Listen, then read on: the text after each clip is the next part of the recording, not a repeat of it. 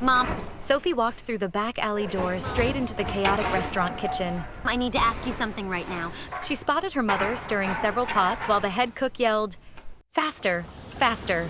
Yes, one moment. What is it? Spit it out.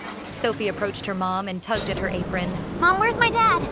Suddenly, the bowl her mother was holding crashed to the floor. The cook screamed. Oh my God, you clumsy woman! You're fired! Get out! A minute later, Sophie and her mother found themselves out on the street. Mom, I'm really sorry. He's a good-for-nothing who left us. Not another word about him. What she didn't know was that her mom wasn't telling the whole truth. Her dad didn't even know she existed. Years later, when Sophie was in 10th grade, she was waitressing at a cafe when a woman began to choke. Sophie rushed over and performed the Heimlich maneuver until the woman coughed up a piece of food. Oh my goodness, you saved my life. As the customers applauded, she took Sophie's hand and led her outside. She removed a large diamond ring from her finger and pressed it into Sophie's palm. Sophie tried to refuse, but the woman insisted and left. When Sophie and her mom had the ring appraised, it turned out to be worth a staggering $1.2 million. They sold the ring and decided to move to a better home. One night, Sophie's mom went up to the attic, took out an old letter, and threw it into the fireplace. She didn't want Sophie to ever read it. The letter said, "I'm so sorry that you had a miscarriage and had to go through it alone. I know you hate me, but please let me help you. I really do love you and always will. David." But what she didn't know was that Sophie had already found the letter days before, and it haunted her. She searched for information about her dad and discovered he was a wealthy businessman. She wouldn't be at peace until she met him at least once. So one night, she packed her bags, took some of the ring money, and left home. She took a train to the city where her dad lived. Now, all she had to do was find a way to get close to him. The next morning at breakfast, Sophie nearly spilled her coffee when she saw an ad in the newspaper. 24/7 nanny needed for an 8-year-old girl. P.S. Only apply if you have a sophisticated British accent. Perfect, she thought. I can fake that. When she arrived for the interview, her jaw dropped at the size of the mansion, and there was a long line of nannies at the front door. As she joined the queue, a little girl peeked out from behind a tree, glaring at the nannies. Then she spotted Sophie, and their eyes met. Sophie walked over to her. That must be my half-sister, she thought. What are you doing, sweetheart? I'm Lily. I'm running away. What does it look like? Oh, I see. But why?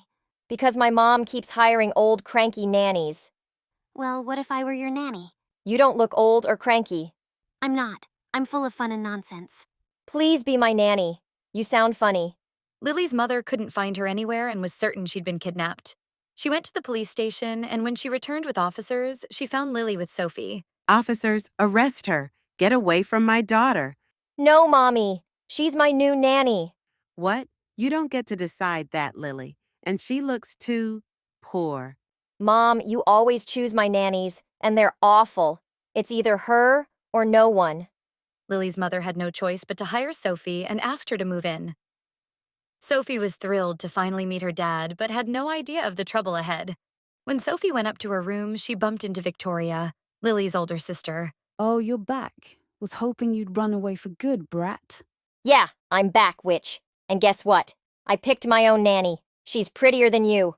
Maybe your boyfriend will finally dump you. Watch your mouth, you little monster. With that, Victoria pulled Lily's hair and they both started screaming. Hey, leave her alone or I'll call the police. Do you know who you're talking to? I don't care who you are. You have no right to hurt a child. I have every right. Victoria lunged at Sophie, and they started wrestling. Lily ran off to get her parents. Just then, a man burst in and pulled them apart. Who are you, and why are you hurting my daughter? Sophie was stunned seeing her dad for the first time and couldn't speak. Daddy, this is my nanny. Victoria is being evil. He looked into Sophie's eyes, and for a moment, she thought he recognized her. But then he turned to Victoria. Go to your room. As Victoria left, she glared at Sophie. I'll make you regret ever coming here. Suddenly, her father turned to Sophie. Now don't ever touch my children again. Is that clear? Remember your place if you want to stay here. And with that, he walked away. That night, as Sophie lay in bed, she heard her door creak open. She leapt up and grabbed a baseball bat. The door swung open and she screamed, hitting the intruder and knocking him out. She slapped his face to wake him, and when he opened his eyes, she saw the most gorgeous hazel eyes. They stared at each other, then quickly stood up. That was some greeting.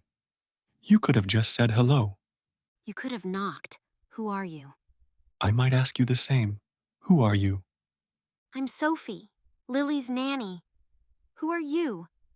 Oh, I'm Alex, Victoria's boyfriend. Or at least I was. We just broke up for the 20th time. With that, he climbed out the window. Nice to meet you, Sophie. By the way, your accent is kinda hot. And then he was gone. As Alex rode off on his motorbike, he couldn't stop thinking about Sophie's eyes. The next day, Sophie was determined to tell her dad the truth. She waited in the living room, but Lily told her he'd left on a business trip. Sophie decided to wait, but had no idea how long it would be. One night, Alex climbed up to Sophie's window and knocked softly. When she saw him, she looked annoyed. If you're here to make up with Victoria, why aren't you using her window? I'm not here for her. I'm here for you. Come with me. I want to show you something. But what about Victoria? We broke up, remember? It's for good this time. Now come on. Sophie hesitated but couldn't resist his warm eyes. As they sneaked off into the night, they had no idea they were being watched by Victoria. Victoria ran to her mother's room. Mum, wake up. Do you know what's happening under your roof? You should never have hired that nanny. When Victoria told her mother what she'd seen, she was furious. Girls like her just want to sink their claws into someone rich. But don't worry, we'll get rid of her tonight. When Sophie returned, she was shocked to find Lily's mother and Victoria in her room. Well, hello, Sophie. Where were you? Meeting with your criminal friends? I don't know what you're talking about. Lily's mother held up a diamond necklace. I found this in your drawer. To think I let a thief into my house.